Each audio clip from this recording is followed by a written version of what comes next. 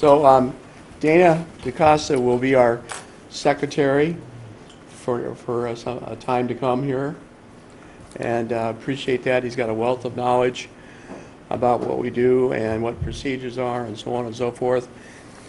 And since at some point we're going to need one or two added people to run things versus the generations that's coming to an end, I hope, one of these days,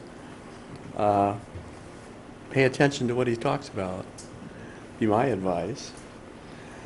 Welcome to Chris Clark, Town Administrator. I would like to start with item 2, approval of previous minutes, which you should have seen. We have minutes. This is minutes from, what's the date? There it is. May 30th, 2019. Present were Angela Mantia, Mark Amarez, John Chory, Dan Torek, Tom Sherry. Present Chris Clark and Dana DaCosta. We have a motion to approve. Motion. We approve the Tom, minutes. have a second? Second from Dan. Any discussion, any corrections, or anything like that? Okay.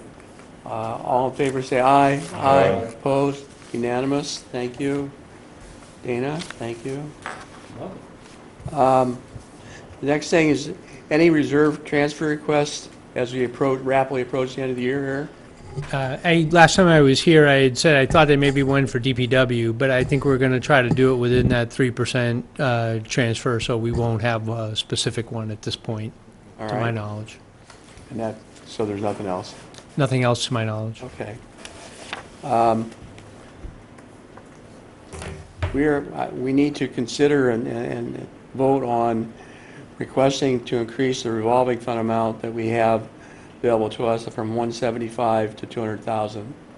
Yeah, I was hoping that Mr. Beebe would be here because he assured me he would.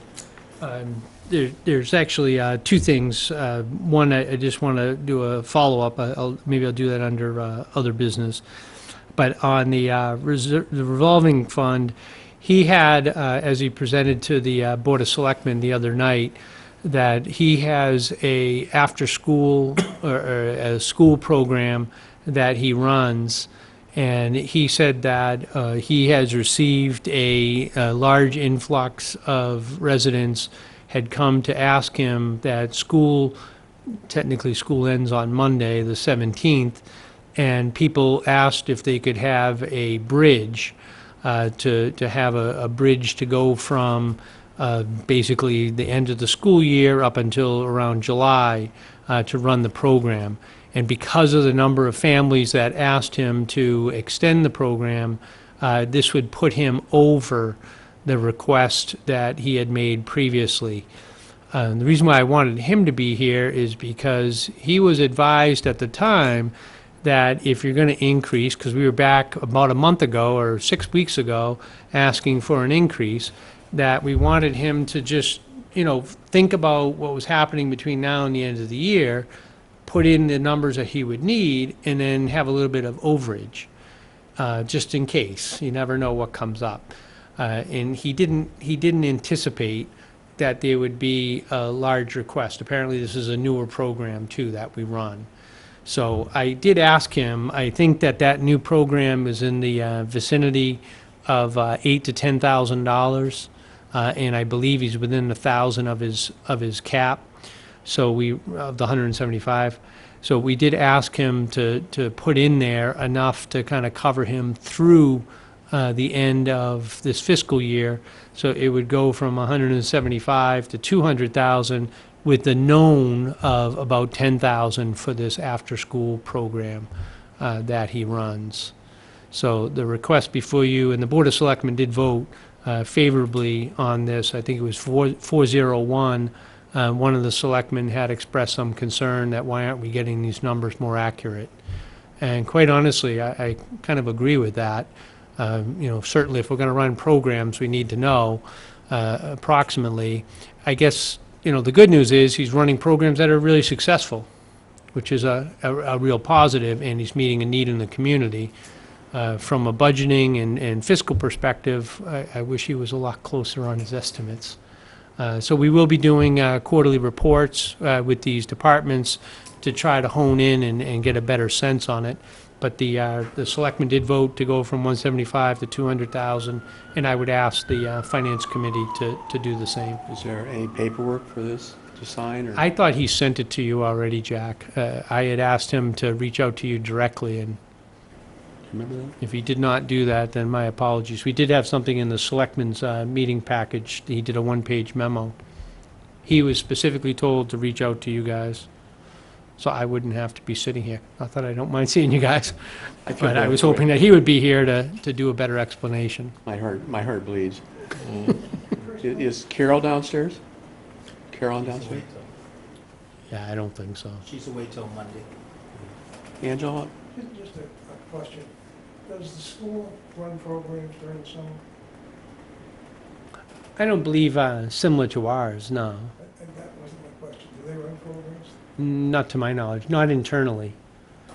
I think they do, they have like a daycare type thing that they support. So they do help in terms of that. They were gonna have some use of one of the schools in Chatham to kind of expand that. But that's, what am I thinking of, like workforce, single moms that have to have a place for their kid to go. But that's a separate program that they support, Angelo, is my understanding. So At one time, they were running quite a few summer programs. So you're asking us to approve 175K and 10K to provide, No, to go from 175 to 200,000, we know that the spending is gonna be at least 185, as I sit here right now. And in case anything else comes up, I just wanna have a margin of error. so 175 is, 175 is where we are now, the request is to go to 200,000. And we've already identified at least $10,000 worth of known costs. Chair would entertain a motion. After we make a motion in a second. Have a motion? I make a motion that we increase the revolving fund from $175,000 to $200,000. Right, second, please. Second. Tom? Oh, okay. Angela, second. Now, Mike. motion Mark second, seconded. discussion, vote. Okay. Yes. I try to live by that. Just in general, Chris, can you explain the nature of the revenues and expenditures that are made out of that revolve in the fund? Sure. Did you go next door? Next one. Yeah, CPC. He's looking for me. I encouraged him to go to a meeting, but it was CPC. That's where I was. Your question in terms of programs. So he runs a wide variety of programs, and the way this works is we don't support some of these programs with specific tax dollars. So if he runs pickleball, or if he runs a volleyball program, the way it works is, and this goes relevant to the cap, that if he runs, let's just say volleyball, he runs a over 40 volleyball league, and they bring in, let's say, $2,000, then whatever money they bring in pays for, if they have referees, uniforms, and things of that nature. He generally tries to break even. We did have him put in a fee for each person, so that fee does go towards paying for the operation of the community center. So the fee does have an element worked into it to do that. So when you total up all the different programs, he has run programs where he is bringing in, at this point, he's at almost 175,000 for all those programs. Those are just a few examples of the ones that I gave you. He's up to 175, and then he expends from that 175, the revenue he comes in, the offset to run the program. He does do, just I know in my past experience, if he runs a program like basket weaving and he doesn't get enough people to sign up for it, he has a break-even point where the instructor won't come in unless he gets 10 people. So if they only get 8 people that sign up for it, then he just doesn't run the program. So he does have some metrics that he uses in terms of that. He did provide to the selectmen, and it would be on the selectmen's package material, a list of all the programs and the cost related to them that he's run for this year. It's probably 30 or 40. I mean, it's quite a few programs. The good news that I see is this is a way to partially fund from the users, and that's good, because that means that's money that's not got to come out of the taxpayer's pocket. And it's the good news for the taxpayers, if they understand this, is that they can support these programs and feel good about it. Okay, Angela. I agree with you, except for one thing. Is the cost that he was dealing with the real cost? Or is it the marginal cost, missing all the people and pensions and whatnot? Yeah, I think in terms of these ones, these programs, like just as a, for instance, on the volleyball, he's bringing in people that are coming in as part of the program, so they're contract employees to do the refereeing or you know what have you for the different sport. So where they're independent contractors, there is no overhead costs that we would have. But we're not recovering, I'm sure we're not recovering the full cost of the community center and the lighting and any support staff to keep that building open. We're just offsetting under these the cost, the direct costs of the programs themselves. So in answer to your question, no, we're not recovering all the costs. Yeah, which fits. Tom. Well, just, again, going back to the, okay, he's looking at probably a $10,000 deficit, but he's looking for $25,000, you know, upping his budget, if you will. Yeah, Do we have any figures to back why he wants 25,000 versus 10,000? He put in 25 because I told him I don't want to keep coming back. It's not a deficit, though. Let's make sure that we're clear. The way the law works is it sets a cap. So every program he runs, he brings in revenue. So he's brought in $175,000 in revenue that he uses to pay the programs. Right now, the decision is, do we stop programming because he's at the cap? This is the law that we have to follow. So the 10,000 lets him run the after-school program between now and the end of this fiscal year. And the additional 15 is, I said, I don't want to keep coming back. If you have some other program, pickleball or something, that you got double the signups, I don't want to have to come back every single time your program gets more successful. And what happens to the money that isn't spent out of that revolving fund this year? So if instead of the 25 being over, he's only 15 over, let's say. Well, he wouldn't, really the only difference is that if he runs a program and he has more people that come in and for some reason his expenses aren't as great, then he would have a little bit of a surplus. So some programs he runs a surplus, some programs I think he runs a little bit of a deficit. Overall, he makes sure that he stays within that 175, or in this case, 200,000. All right. But it's not really a deficit, it's more of a cap, NFL, you know, cap, a salary cap, so the revenue they make, they spend. Okay. Any further questions? Being none, all in favor say aye. Aye. Opposed? I Opposed? was an aye, by the way. So what's that, 2-2? 3-2? What did you say? No, Mark? Aye. So, So it's 3 yes and 2 no. 3 yes and 2 no. okay. So motion passes. Okay, May I make a comment? yes, absolutely. It strikes me that we need, based on what I saw at the town meeting, to do things like this, knowing what the costs are and what the expenditures are. What we've just done is say, okay, and I think we've got to stop saying, okay. I would prefer, I know we're not going to change anything, that he come back next week and say, this is what it costs and this is what I want to do. And I think it's wonderful to have a program for the people who are working and everything. So I would like to support the program, but not this way anymore. Dana, do you have a comment? Just as a suggestion, if you want, I'll personally invite him to the next meeting That's fine. and make sure he's on the agenda to talk. Okay. That'd be great. That'd be fine. That'd be That great. seems like a solution. That being the case, I can change my vote, but we don't have to. Yeah, it doesn't matter. Doesn't matter. Item 5, workshop discussion, recap Maytown meeting, and where do we go from here? Well, we're going to be doing it on bumpy roads, but other than that. You know, the town meeting, I thought, since I've been in the town for almost 20 years now, I was shocked at the level of, the low level of discourse on important topics.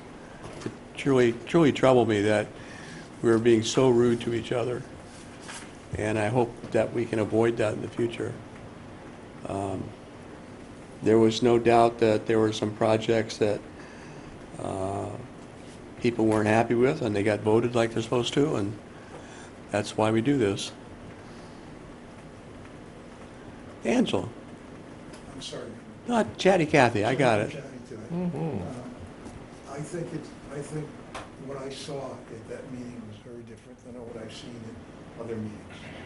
There were people who really didn't know exactly how the finance system worked, thought they did, and which created some problems. And there's no way you can get up and say, no, you're wrong, in that kind of situation.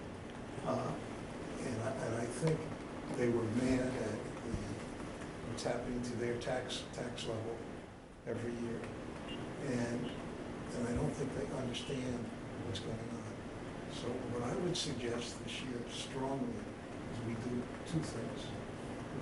One is that we try and be as transparent as we can, which means presenting numbers and facts and figures and whatnot to everybody so that they know exactly how the system works. And that'd be one thing. Two, take a look at how we handle free cash and what we do with it, so everybody knows what happens with that. And so, and have a couple of meetings either on air or in a room next door where anybody's interested in learning about the system. Carol is terrific at teaching it, so that they can be more aware. And the other thing that I think we need to do is change the way we do our programming. I mean, if you think about what we did all of last year, somebody came in and said, I wanted to fix a road. And we said, okay, yeah, the road's this and this and this. I think the DPW does probably the best job. Unfortunately, they didn't get their budget, but they do the best job of explaining all the problems with why they have to do it, how much they think it's going to cost, how long, et cetera, et cetera. And I think we have to ask departments to do planning better so that we can have something that shows the town plan, rather than, no, I need this or I need that, which we have to deal with a lot. Chris? Well, Mr. Chairman, you know, there's a couple things. I didn't announce last time I was here. I wanted to wait for the Board of Selectmen to be advised. But we went from a AA+ to a AAA. Right. And, you know, one of the elements of going from a AA+ to a AAA is that you have competent financial policies, that you implement conservative budgeting principles. And we've done that. And certainly in the time that I've been here, and I learned it from other towns that I was in, that I've tried to have us on a roadmap to a AAA. You don't get a AAA by being irresponsible. So, you know, I do think that to a large degree, what's been done has been done in a very responsible manner. I do think the other thing that is just driving me bonkers is this illusion or fantasy that is out there, and not to Angelo, really more so to some of the people at town meeting. You know, I keep hearing that this is a capital budget, that people submit a capital budget and whatever they want, they get. That does not happen. The only thing that happens, and it doesn't happen at the selectmen's meeting, it happens at administration, is, and quite honestly with the capital outlay committee, is we meet with department heads, we say, look, there's only so much ability to pay, you need to stretch out what your capital requests are to make it more reasonable and, quite honestly, more affordable. And in the time that I've been here, this is not a wish list that gets voted each year, that there's quite a bit of thought that goes in. Carol and I go and design out the capital plan. We design out the operating budget to try to smooth things out.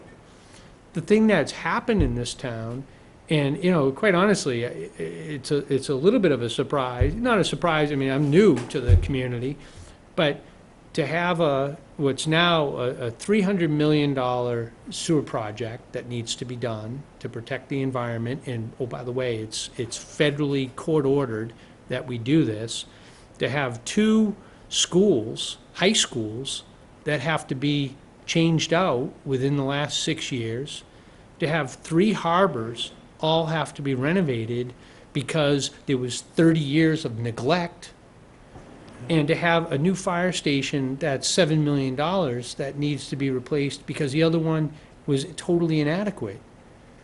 And yes, the taxes went up. That's unprecedented to have that much work that was deferred and needing to be done, and to try to do that in a short amount of time.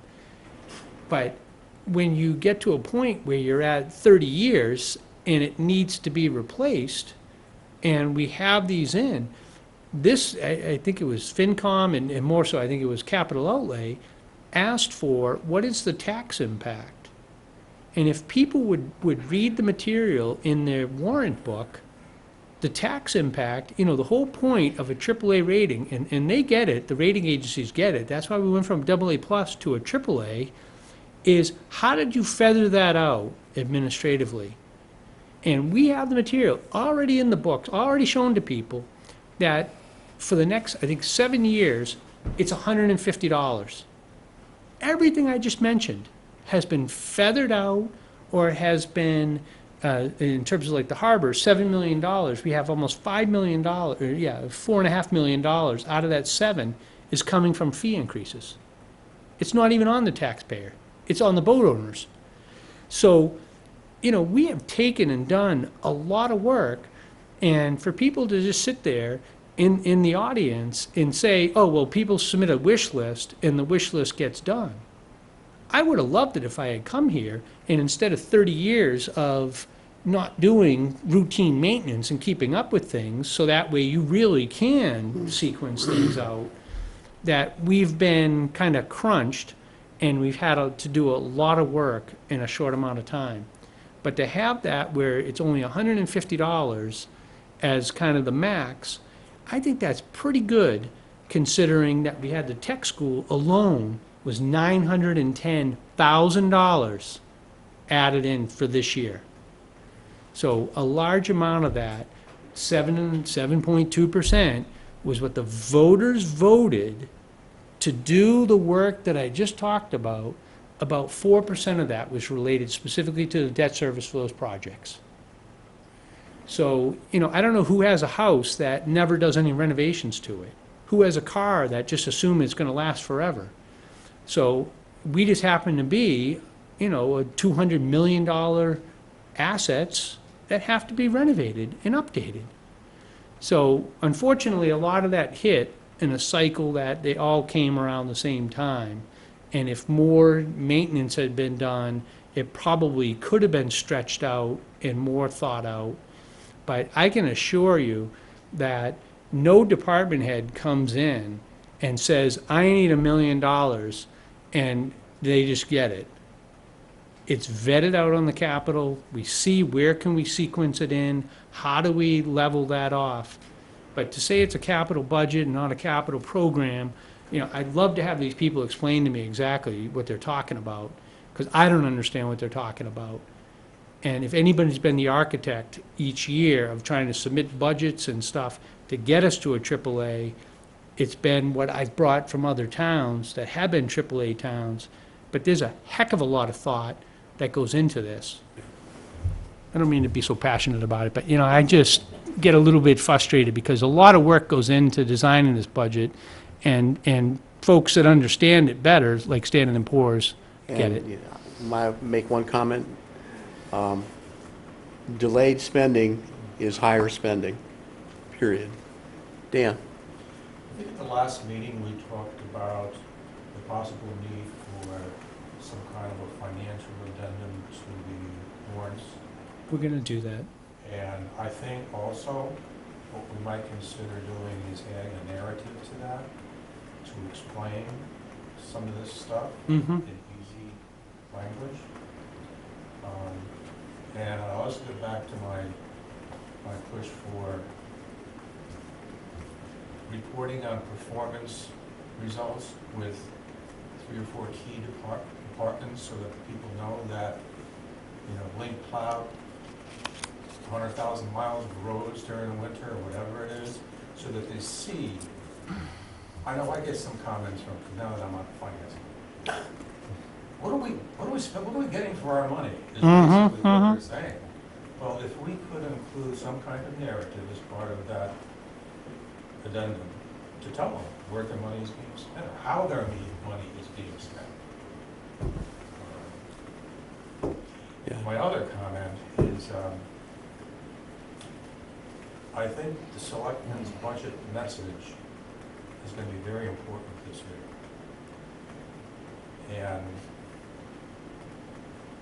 well, I hope they got the same message that we all heard at the meeting, that we have to begin to control expenditures.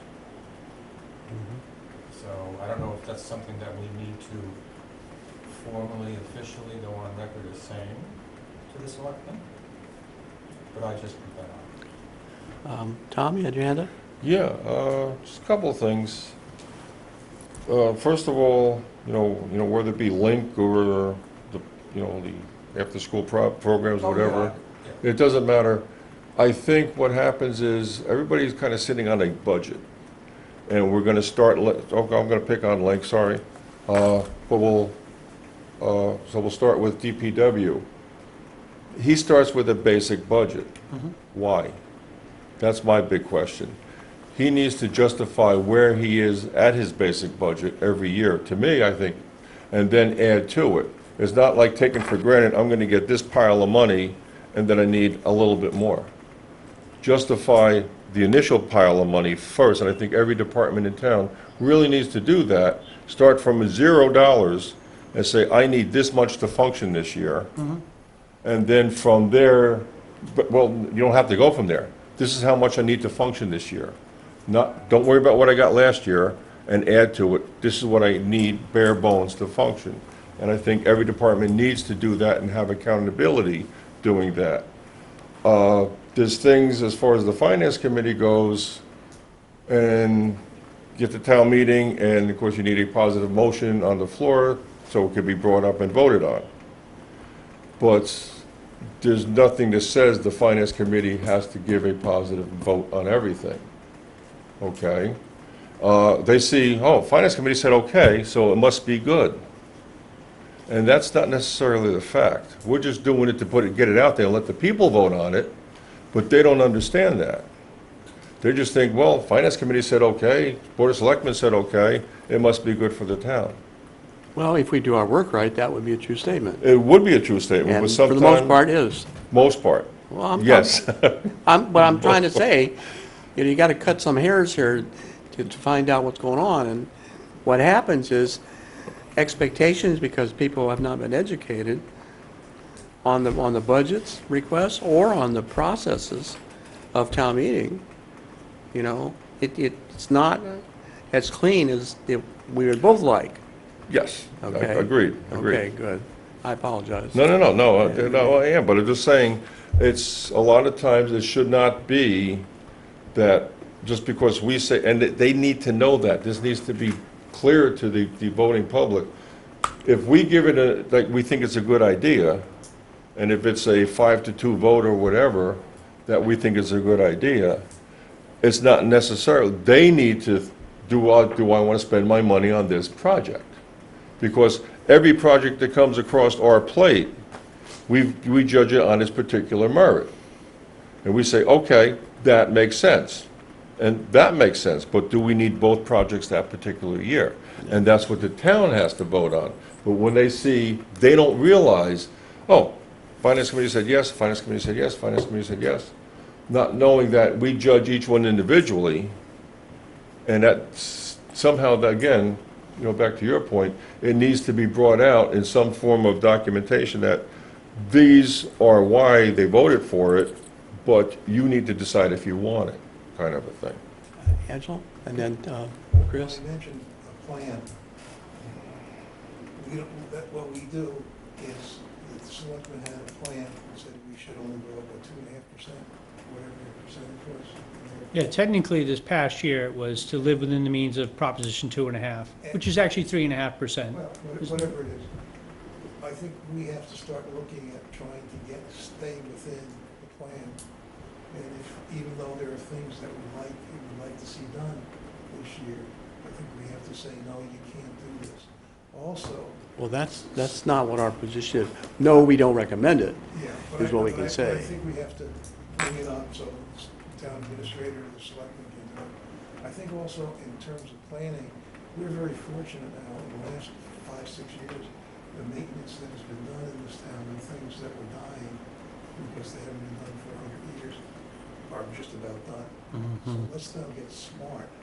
And when we do planning, and I'm going to pick on one thing just because it's possible, we need to do a plan. That we approved or said to approve, or voted to approve, the bathroom over at Sand Pond. We all know that there's a whole stream of additional costs that are going to be coming. None of that has been done. And in the future, what we need to do, I think, is say this is part A, this is B, C, and D. It's going to take us 5 years to do it, and then at least you don't get trapped.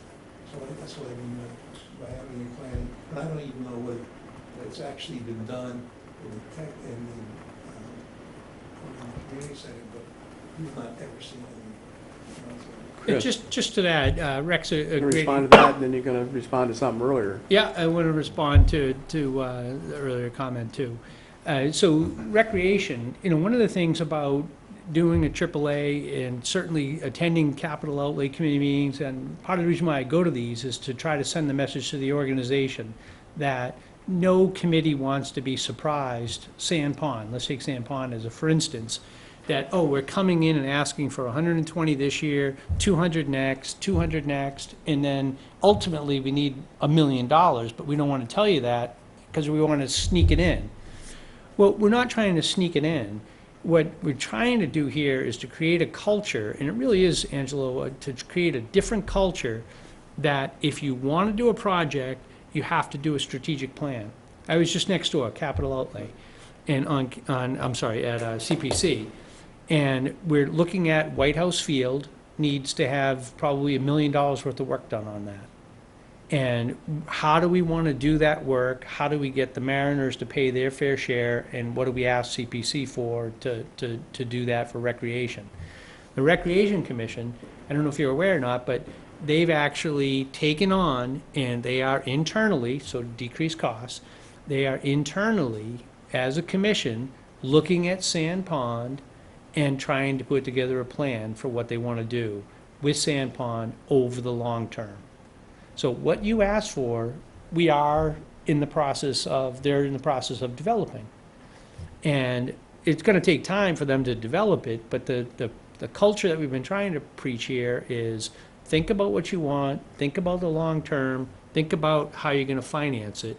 The capital outlay forms, if anyone cares to really go through those, has on there how's it financed, over what period of time, and what's your revenue sources. All those questions we're trying to obtain. A lot of those forms, too. I mean, I'll give myself a little bit of credit. I brought those with me when I came from other towns. I don't know what you guys did before. I have a sense for what happened before, and it wasn't what we're doing now. Just on the zero-based budgeting, I had an opportunity, to be a college professor, adjunct college professor. And I had to go back in and read public administration and go through zero-based budgeting, It's a great catchphrase. It's totally irrelevant. Do you know the last time zero-based budgeting was really attempted was by the federal government, by Jimmy Carter, and it never worked. Jimmy Carter. 1970, that was the 1970s. The reason why it doesn't work is because true zero-based budgeting, okay, let's just take the fire department as a for instance, and I'm not advocating any of this, I'm just using it as an example. If I go to the fire chief and say, Chief, you have to do zero-based budgeting, you have to assume that you're starting at zero. So to start at zero means, okay, do we want to have a fire department that's a call fire department? That's a cheaper way of doing it, just have a call fire department, so we don't need a real fire department. Or do we want to contract out the ambulance service and just do the ambulance service as a contract out service? Collective bargaining and just, I say that financing for the municipal world is really incrementalism. You cannot go in year after year and say, well, we're not going to have a professional fire department this year, we're going to switch to a call. Oh, we're not going to have a call this year, we're going to outsource it all. It just, by Massachusetts law, we really cannot do that. So what I have, I probably coined this phrase, from my perspective, government is about incrementalism. That we won't have a professional fire department if they think that they're not going to have jobs next year, because we're going to do something different.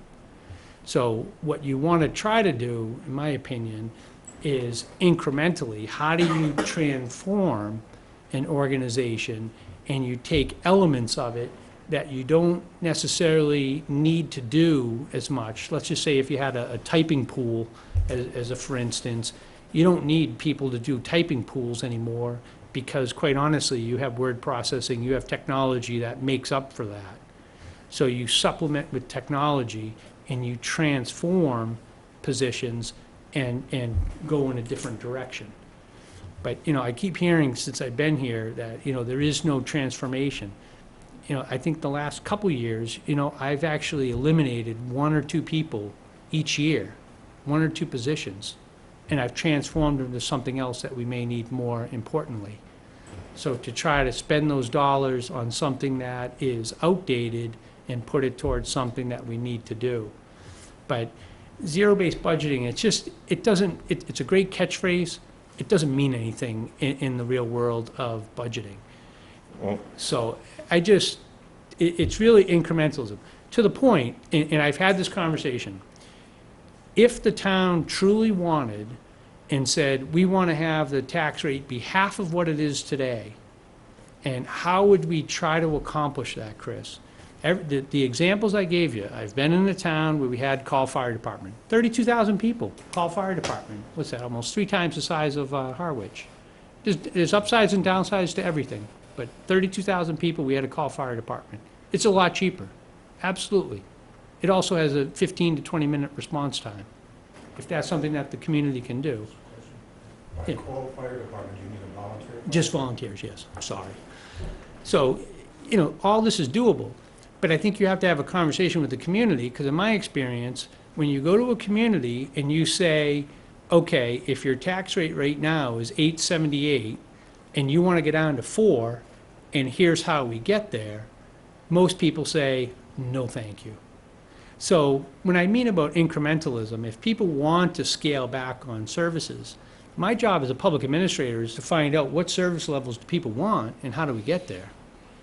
So I'm happy to drive wherever. I've worked in conservative communities, I've worked in liberal communities, anything is possible. But I think when you really talk to people about what services do you want to go away, and tell me the order in which you want them to go away, I think you'll be surprised at the answer that you'll get. Tom, did you have your hand up? I did. I disagree. Zero base to me, see, okay, and maybe I'm off base here. You're talking public, I'm talking private. I would bid a $60 to $80 million project from the ground up. When you start a project, you've got a tech school going in town right now. When they started that bid, they started with $0. And they built up what it's going to take to build that high school. what the steel contractor's gonna cost, what the concrete's gonna cost, what everything's gonna cost. And they're gonna add up all the costs starting from $0. And then they're gonna say, this is the budget, this is what it's gonna cost to build this school. I worked for several AAA-rated companies throughout my career. They were all wonderful companies to work for, and that is real world. Okay, maybe there's a big difference between public and private. Okay, and then maybe you're not understanding that. But to me, when I say zero budget, starting at zero base, you're talking about, here's a hole in the ground, and I'm gonna put you an $80 million building on your property. Or 80,252,000, whatever, I'm gonna give you a number, and it's gonna be pretty damn close. But why can't we get that from departments in town, starting from this? And I'm not saying go private with the fire department, I'm not saying go private with anything, or, we're gonna have volunteer for, no, I'm not saying that. They have an idea what it's gonna cost to run every year. So they know where they're gonna start with. Okay, we're gonna start with, it's gonna cost X amount for salaries. It's gonna cost X amount for maintenance and trucks. It's gonna cost, I wanna see everything listed of what they're telling me it's gonna cost, not automatically, well, I'm gonna start with $300,000 because that's what we get every year. I wanna see how they got to that $300,000 to start with, and then take it from there and say, okay, now we want this, this, and this extra because we need it. But it's not, I will disagree with you on that zero base. Yeah, just zero-based budgeting is zero-based budgeting. What you're talking about is really construction. I mean, every construction project, you go in and there's certain Same thing, criteria though. that you I have think to it's meet. same. To your, it's not the same. It's, well, go ahead. No, I was gonna say, you have employees. And so do You I, have payroll. and so do I. Now that you're coming up with a construction estimate, you're not gonna, have to lay people off in order to meet your construction estimate. Yeah, I do, You do? yeah. Well, certainly in our system, Mm-hmm. you can't just You lay can't. people off in order to come up from a zero, what you're calling a zero-based budget, up to what is needed to finance to run the operation. If I may. Yeah. Sorry, Jack. I don't No, wanna that's my jump out job. of turn. Don't It's one of wanna my jump out of jobs. turn. Okay. Construction project, might be a 5-year construction project. So I am budgeting for 5 years. What I'm asking is the town, each department, to budget for 1 year. If I know my project's gonna take me 5 years to build, I know my manpower, I gotta pay each person X amount of dollars, I have a payroll. They have a payroll. Okay, let's go back, start with that, same, payroll. No, no, Why?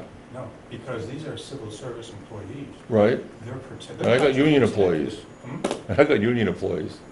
But I don't know what kinds of protections the union employees have, but in terms Same of union, laying diff- people off in order to try and achieve a budget target, it ain't gonna happen. And there's a big difference between coming up with a construction estimate and. It really is financing apples and a payroll oranges. That's fixed. I'd be happy to, if you wanted to come in though and just, I'd spend some time with, Hang on here. go ahead. Angelo had his hand up next, I think, the referee. let me suggest something.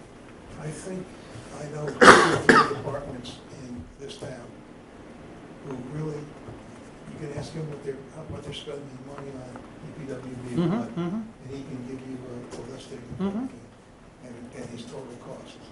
There's another one of those too, waterways. I think maybe, I don't know. But every one of our departments needs to know what he's spending, or she's spending. What is the department spending? And on what is it spending? We can go back to last year's so that they would know. Because you have to know, you just can't go spend it and see what happens and where it goes. And half the stuff, a lot of their budget, doesn't appear in the numbers that they're saying. If the town meeting had, we had a discussion on this before, all the department budgets, they were not actually what those departments were spending, because some of those, the pensions in this go over here, and this goes over here.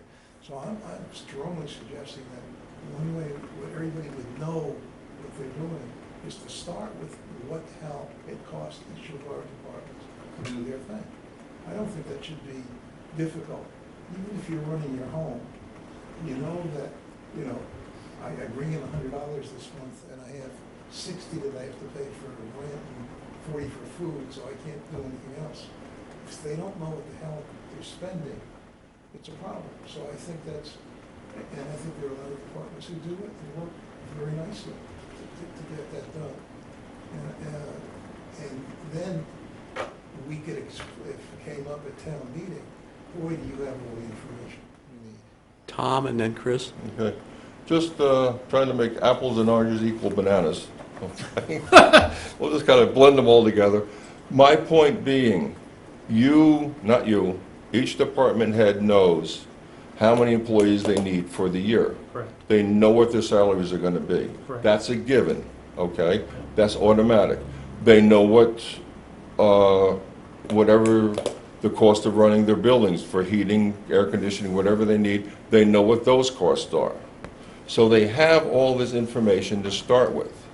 So my point again is to be, if you start off with $0 and say, okay, I have X amount of dollars in salaries I gotta come up with. I have retired people, I gotta take care of pensions. I need to have that. I need to do maintenance on my building. I need to heat my building. I have rolling stock that needs to be maintained. This is what my annual cost is. So give me a budget that's projected on these items, itemized, listed, that they know what's going to happen. Again, I'll compare it to an estimate because that's what I'm more familiar with. But that is truly a yearly estimate of what it's going to cost, because I know my personnel, I know my pensions, I know my medical, I know my housing cost, I know everything, I know the cost I have to come up with every year. And do I need, okay, fine, I would like to add, you know, Project XYZ to my operation. Okay, or I'm gonna need a new truck. We need a new brush truck for the fire department. Link needs a new backhoe for his department, something that's outdated. Then he can add that to it. But he knows the starting point. And I wanna see that starting point, not automatically give him the same that he got last year. That's my whole point. I got Chris and then you. I do think, just to, because I think this is an excellent illustration.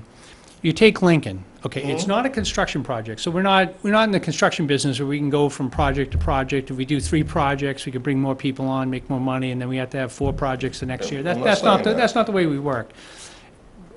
Lincoln's budget in this past year, he basically, he had his labor costs, plus the 2% was negotiated in. So his people got the base wage plus 2%. It's about $30,000 on top of my head. He had fuel costs, electric costs, and things like that. Things go up, so we estimated that, $30,000. Operating expenses. Operating expenses, $30,000. His main budget increase after those two numbers was $250,000 for transfer station operation. So for every ton of material he brought in that we had to pay to dispose, we collect revenue on that.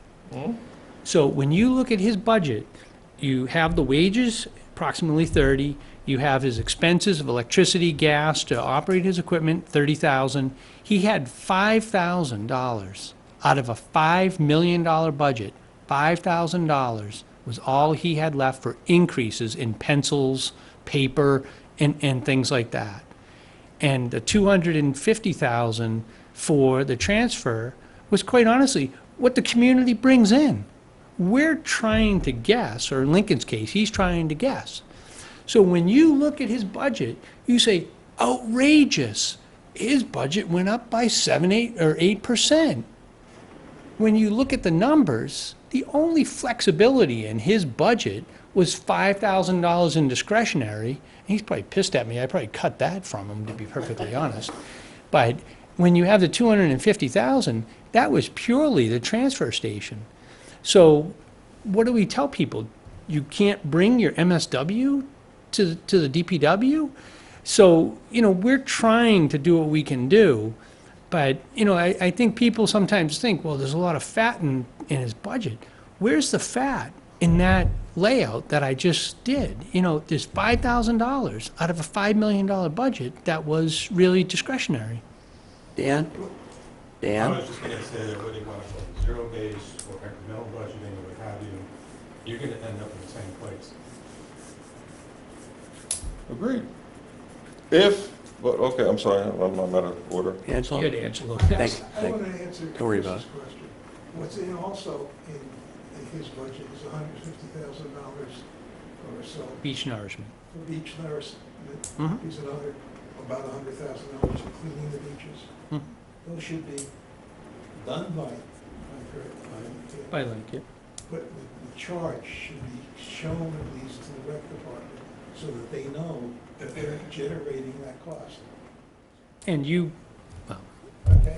And I'll go through you, Mr. Chairman, before I But answer. I mean, then they know that that's a cost they're generating.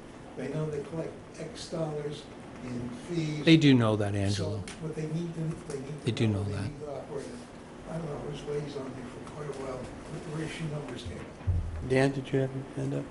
No, that was done.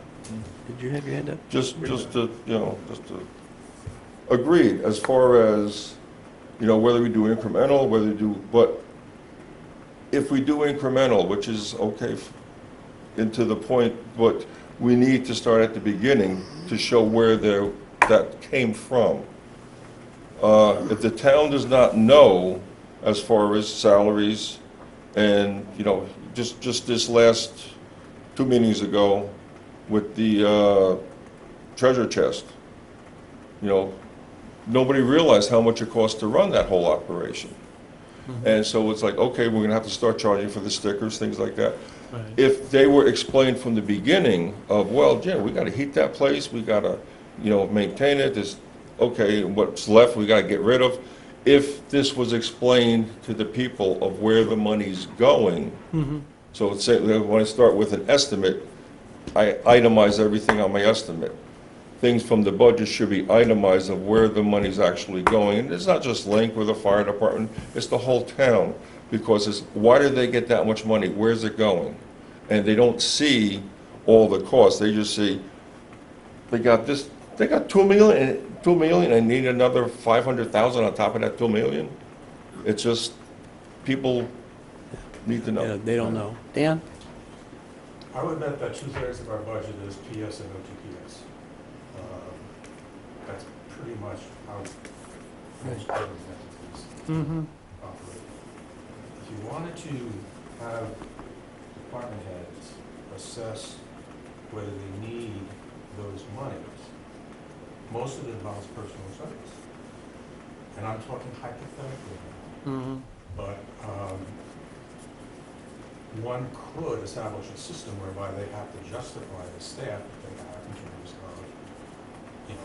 what they're operating, what they're doing, what their functions are, and that kind of thing, to assess whether all the staff are really needed, are performing at capacity or near capacity, or not. Just to that, every year I probably get between 5 and 10 new position requests every year. The majority of them get cut by me before they ever do it because I don't believe they justify it. So I only try to put in and suggest what is justifiable. To the point of, in the munis budget that we provide, I know it's probably like 360 pages. I mean, it's a lot of material. Every single employee is in there. I believe we do it by name or by position and the dollars that go with it. So to the point, I mean, people, if they want to take the time, it's all public information, and we do have the munis budget, we provide electronically to you guys, every single line item in that 360 pages. So please go through, and if there's things in there that there's questions, but I don't want people to think like we don't do that. I mean, every line is accounted for. Okay? Yes, it is, but if you did it by department, because nobody's going to go through that whole list. Nobody's going to go through those 300 pages and say, oh, gee, what did the assistant clerk to whatever get this year? They're going to look at the overall budget of each department. And if you list X amount for salaries and things like, pension plans, things like that, that people don't realize, because you have retired people And that's still a big draw on our tax dollars of, paying them and their pensions, which God bless them, they worked for it, they earned it, and God bless them. But they don't realize that money's going for that. And the more people we retire, the bigger that pot becomes. But it needs to be broken down so they can see it as a normal, okay, this is where my money is actually going. Getting back to the original, because I'm assuming we're still back on, with the town meeting and where do we go and how can we make this thing more transparent to people. And I think that's one of the things to show them a breakdown as far as this is what each department costs and why. And this is where the rest of your dollars are going, and this is why they're going up. You don't just scare them and say, oh, we got this big sewer project going. I think Dan's point's an excellent one. It's the narrative question. We need to make sure we educate people. Because one thing you just said, and it's interesting, it drives me bonkers. In Social Security, employers pay half the pension. Do you know how much the town will most likely pay for my pension? The average taxpayer will pay for my pension? Nothing. You know why? Because actuaries have figured out that if I contribute 9% plus 2% on 30,000, this is not just me, it's through, so I pay basically 11% of my salary goes in, and then that fund earns hopefully 7 to 8%, and then that they make enough money that when I retire, there'll be enough money to pay me out my retirement and have no cost impact. Perpetual money-making machine. So there's no cost impact. The three areas where we do have a pension obligation that we pay, the three areas in which we pay, fire and police, they retire too young, so you can't earn enough to offset that, and people that were retired prior to that new actuarial formula. There was an actuarial formula that somebody retired at 5%. 5% doesn't cover the cost, 11% does. But I don't think the average person knows that most employees, the town taxpayers, aren't paying anything for my retirement. I'm paying it for myself. Even Social Security pays 50%, the employer pays 50%. That we don't have to do that. So municipal employees don't get the best of deals. Angela? We have a good retirement, don't we? We pay for it. A couple of years ago, when I was selectman, I was a liaison on a couple of committees, and they did something very interesting. They opened each of their meetings with going over the key elements that came out of a sources and uses document, which they got on a monthly basis. And a lot of them collected revenue.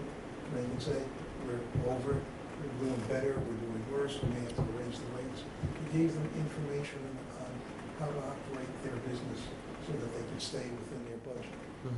And I think it's important, and it's not difficult to do. It's important to do because then people understand what's happening. If you don't understand what the impact is on the things that you're doing from a cost standpoint, and all the costs, then you just do things. You invent programs to have, you do whatever you want to do. And I think it's something that would be very helpful for departments to have, just to understand what's going on. Let's let him sort of respond. Every single And then come back to department, Tom. for probably, well, at least the time I've been here, for the last 6 years, gets a monthly revenue and expenditure report for their area of operation. I think last year we expanded, so the Board of Selectmen, I think any member of the Board of Selectmen that wants to receive that monthly report can get that monthly report. We now get it electronically. We used to do a paper. If you guys want a monthly report on the revenue we're bringing in and the expenditures, that could be available. But every single department head has that information available to them on a monthly basis. Just a question is it including everything? Does it include the heat that goes? We're not, And it doesn't include everything, does it? It doesn't include all the other costs that are happening, a lot of which are... we're not the private sector. We do not do things from that perspective. But if you do But that, everything is monitored. then they know better. That's the difference. Dan? That's where the problem is. Dan? The one problem that I can't resolve in my mind is how indirect costs will be treated and that kind of thing. Well, system. Well, as a matter of fact, you don't even have to. There are indirect costs and there are costs, direct costs from one department to another, I understand. okay? I don't know how Chris would want to handle indirect costs, and I think indirect costs are difficult. But if it costs $150,000 for waterways, put sand on the beaches, half of it I know they use, it's all right. That should be a charge because the rec department collects $2 million for beach use. And then, so that they know that they're not really having $2 million free dollars to spend, they only have $1,850,000 to spend. But where do you factor in the assessor's office, the town Well, what you administrator, do, you the set- treasurer, That's all fine. of the, You can do it either by an even amount if you wanted to in terms of salaries of people or a percentage of their. oh, you can. There are 100 ways of doing Indirect cost it. rate, I mean, But that's- you also just show that at the What- bottom that- as one item. You show that as one And item. that's just gonna give you the information that you're looking for. No, you have all of it. You You do. have each, you have your direct costs you're taking, the direct costs that are charged back to you, and then you have your indirect costs, and you can, and I would suggest you just don't worry about the indirect cost, because you don't have a choice. But but that's the way you do it. There is a municipal accounting that we have to follow that really doesn't allow for us to do that in a reasonable In terms format. of reportable stuff, but you could still do it. We could still do it unofficially, I'm not, sure. well, yeah. I The mean, only time that legally we're obligated to do it is we specifically set up an enterprise account, and an enterprise account has to have all the indirect costs built into it, which we do on the water, and we will in the sewer. I'll get right to you. Mhm. I do agree with Angelo, and I think it's because of our backgrounds in the business side, but, you know, direct, indirect, and cross-budget transfers, you've got all the money right there in those three things, and it's not hard to do, No, not at all. no, it's of course. Yeah. And it can tell you things like, did you know that we've got 48 people cutting the grass because there's no areas of expertise being exploited? You know, they got the money, so they would spend it, hypothetical. They've got the money and they would have a number of grass cutters, but maybe they don't really need that many grass cutters. They just have the money. Tom? But, yeah, same. Would it be possible, say for town, you know, somewhere before town meeting, to come up with departmentally how much money they're costing versus how much money they're taking in? You made an excellent point about the harbors. They're paying for themselves in the fact that all the boat slip rates are going up. So they're basically, so it's not costing us anything. But the town sees that, oh, that's $7 million landside at or waterside Saquatucket. And they're seeing $7 million. But they don't realize what we're netting from that. And the same thing with beach fees and golf fees. All these things that if, okay, this is what's outgoing, but this is what's incoming. And I think that would be a heck of a lot easier for a lot of townspeople to swallow at the town meeting. They're not business people, okay? We don't have a whole lot of business people in town. We have just normal, everyday homeowners, mothers, dads, that where is my dollar going? And this would help them understand where their dollar's actually going. Yeah. Are you suggesting that only those departments that are revenue-producing cost centers should report their costs and their expenditures to see where they're... No, everyone, okay. The Assessor's department. The fire department takes in $0, Yeah. but it does a hell of a service, and they're worth every damn penny. The fire department Okay. takes in $1.5 million in ambulance fees. right? But they're a Okay, $5 ambulance million fees. Okay, I'm operation. sorry, It ambulance takes in fees. money. They don't Okay. offset. The building what- department, the wait. building department. Can't have takes two in people at money. once. Okay. Sorry. Or three. Or three. Sorry. Who's up? Well, he asked me a question. Okay. You were, I just wanted, I get a little bit afraid too when people watch this stuff and they hear, oh, we don't know what all our costs are. We know what all our costs are. yeah. We have a certain amount of budget money. What we're talking about here is And, you know, I monitor the health insurance, I monitor the property and casualty insurance, and I monitor, not just I, but finance and the treasurer monitor those indirect costs. So we know what those indirect costs are. We also have the element of the retirement allocation. So we understand what those are. What's being requested is, why don't we do more like the private sector and identify those cost centers and break out all those costs? So if the fire department, as a for instance, if that's a $5 million budget for salary and wages and their expenses, and then their indirect costs or their supporting costs are an additional $1 million or $2 million, because they're part of the $5 million that makes up the health insurance budget, we can do that. Legally, it's all extra work. We're not required by Munis accounting, or UMIS accounting, I'm sorry, it's a Uniform Municipal Accounting System, I know that. that we're not required to do that. No. So for the narrative and trying to make it more explainable, I mean, that's why I think it's good to have these conversations, because then we can do it. The part that I really worry about is, you know, my budget message is now up to 45, 50 pages. A lot of what people ask for is in there. And quite honestly, I don't know how many people actually read it. 45 to 50 pages is probably too long. So we need to do a narrative, make it simpler, do an executive summary. So I get that, and we'll work on that piece. But I don't want people to think, if they're listening, that, you know, oh, we don't know what our indirect costs are. We know, we just don't account for it the same way as the private sector does. I haven't been talking about indirect costs. Interdepartmental transfers, I get it. Interdepartmental transfers, direct, indirect costs. And you know, Yeah. excuse me, as I recall, it was like a one-sheet piece of paper for each of those departments. Because it really is, excuse me, relatively simple, and I don't think it's a major problem, and I don't think it has to be done weekly or monthly. I think if it's done every 2 months or so, so people know where they are, and then they know if they're spending more money than they planned, or that if they have some leeway, or whatever.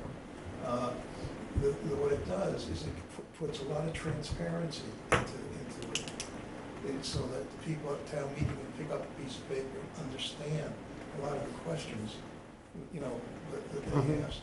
And I think, you know, we keep on saying we're not a business. Guess what? We hire people, we do projects, we spend money, we do this, we do that. We want to do it, I think, as economically as we can do. I'm not trying to change what we're doing. I'm just trying to have everybody understand what we're doing. I don't think this is going to end in firing of people. It may require more people. Okay, one or two more, and I think we need to move on. Dan? I'm a worksheet kind of guy. I try and visualize just exactly how I would construct a worksheet in order to do what you're suggesting. And I can see the revenue side for those cost centers that are revenue producing and the expenditures. But when you get to the point where you have non-revenue producing cost centers, you're basically just going to report on their costs because they don't have any revenue. Sure, so what? So what are you getting? You know where your money's going. You know But how much tax money you have that in their budgets. If they're accounting for actual expenditures, their current budget, and possibly what their next year's budget is going to be. Well, You have that information. the state law in the state on revenue, I believe, is that the revenue is spent technically on the group that generates it. So you shouldn't be taking cash from, say, golf and paying it on something else. Can you pay it on indirects? Can you pay it on his salary and 1,000 other things? Yeah, but you shouldn't be supporting whatever. Okay, I suggest that we continue this conversation, but not right now. Okay. If that's okay. I just had something different topic for me. Okay, well, Okay, just Andrew? can we ask Chris if he can have Carol do a sources and uses document for any department she typically would like to do, so everybody can see one. Would that be too much of a problem for Lisa? Well, Angela was on the selectmen when I first came in, this question came up, and I hired an outside consultant for fairly short money, to be perfectly honest, a local guy, to do what all the actual costs are for certain operations. Mhm. So I think we picked golf, harbors, I picked 4 or 5. Yeah, I okay. can show you guys that and see if that's something. If you want, Carol, Dan's right. I mean, you take administration and we're, whatever, $300,000, we bring in $50,000 for, what do you call it, liquor fees and different fees, but that's the only thing that we collect revenue on. But there's no other revenue source out of us, That's fine. so I don't, It's interesting, but it's not gonna, it's not why you exist as an organization. right. You exist to help run the town. So, knowing that it costs 50,000 or 300,000, interesting, but unless there's some big, incredible, dramatic improvement that suddenly pops up and says, hey, if you just did this, you could make more money. Mm-hmm. But this is just, it's the cost of doing business. Gonna have an administration of some sort, Mm-hmm. right? Okay. So I don't know what cost centers you'd want me to pursue or look at. I think if she looks at her files, if she has some from a couple of years ago, you will find them. It's simple. It's very simple. I did, Chris, come across my computer file on the Operations Review Task Force the other day, Mm-hmm. which Angela and I were on, and had 55 recommendations to improve things in town. Mm-hmm. So I'll dig that out and get it to you. Okay. Okay, enough for now? I just had the one other topic, so Oh. whenever you want to, and certainly, if you're going to bring Eric Beebe back, I was concerned at the last meeting that you guys asked me about the lights, what happened with the lights. So Eric was supposed to give me a write-up. Ask him to submit that to you guys for your topic. But the long and the short of it, I said, Eric, why am I at this FinCom meeting trying to explain the lights and why the lights are going out? Now, what he said to me, and I think I asked him to commit this to in writing, so you can ask him to forward it on, was that when the high school went and used the fields after the league, after Cape Cod Baseball used it, that no one else reported any circuits out. So he assumed that the repairs that were done last year were adequate to address. So Yeah. that's why he didn't think it was an ongoing concern. The Mariners obviously really did not agree with that assessment and asked to have the additional assessment done. And I think they did give me a cost of the breakdown on the truck. You asked for the bucket truck and the cost. I think I did get that from Sean Libby. So if Eric comes in, we can get those information for you. Good. I did follow up on it. I just didn't think I was coming tonight. All right. Next item, reorganize. We had some changes, so need to have I'd be glad to hang on to this role for a while longer, but I am pointing toward at some point having a fully trained replacement. But if someone else wants to tackle it right now, that's fine with me. Everybody's sitting on their hands. I guess I should ask for a motion, shouldn't I? I make a motion that Jack Who's not here? retains his position. Thanks, Tom. Oh, Second. Oh, good. Anyone else? You're supposed to do that 3 times in meetings, but anyway. Any further discussion? Being none, all in favor say aye. aye. Unanimous. Thank you, I think. I need a vice chair. It ought to be the person that might be wanting to fill in the position in a couple of years. Can we nominate someone who's not here? Pardon me? Can we nominate someone who's not here? I think that's unfair. I really do. Plus, he told me he wanted to remain secretary for a while. Is that John? Yeah, Yeah. he's doing a good job. He is, he's wonderful. I volunteer, I would operate as your. Vice chair? For as long as that makes sense, and if you would want to become vice chair, I would step down immediately. Yeah, okay. Is there a second? Second. You motioned yourself? Angela. Crafty, very crafty. That was crafty to nominate yourself. I think I seen that. defer to my elders. No, I know he wants to be, Any discussion? right? That's fine. All in favor, this for Angelo? All in favor, say aye. Aye. Opposed? Unanimous? Clerk? Clerk is an official position in terms of record keeping and so on. In this case, Dana would document everything, but we should have somebody that keeps, kind of makes sure the official records are being kept properly and stored properly and so on and so forth. So it's just it's a way to have some backup on positions, and it's a way to make sure our records don't get lost and so on. So John Cherry comes to mind. Chory comes to mind. Yeah, I think he's doing a great job as it is. He is. I don't want to nominate him that he's not here, So you but, want to recommend him? I recommend John Shore. yeah, Is there a second, Tom? second. Any discussion? Being none, John's not here, all in favor say aye. Opposed? Unanimous. That's what he gets for not showing No, up. I think That's what he's, he wanted, correct? he is doing a good Yeah, he job. does, yeah, he does. That's what he wants, huh? I think he enjoys it. Summer schedule, do we want to take a little time off between now and 1st September? Want to have yes? The only suggestion I would make, and I didn't get a chance to coordinate with Carol, but that 3%, when we true up the budget at the end of the year, Yeah. does require a selectmen's vote and a finance committee vote.